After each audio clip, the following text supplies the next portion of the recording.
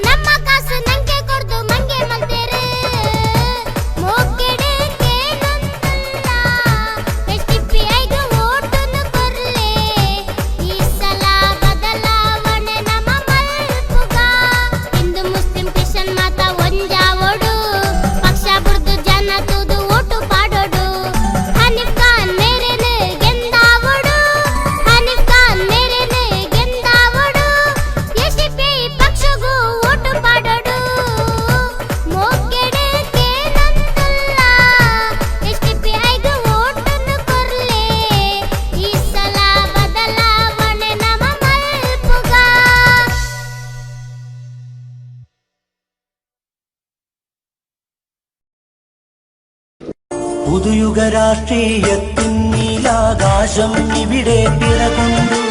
അതിലൊരു വെള്ളിത്താരകമിന്ന് വഴിതെളിയിക്കാൻ ഉയർക്കൊണ്ടു. പുതുയുഗ രാഷ്ട്രീയത്തിൻ നീലാകാശം ഇവിടെ പിറകൊണ്ടു. അതിലൊരു വെള്ളിത്താരകമിന്ന് വഴിതെളിയിക്കാൻ ഉയർക്കൊണ്ടു. ഒരു നവവികസന മോചന മന്ത്രധ്വനികൾ ഉയർത്തി ഗമിക്കുന്നു. SDPI കൊടിയടയാളം ജനകോടികളെ വിളിക്കുന്നു.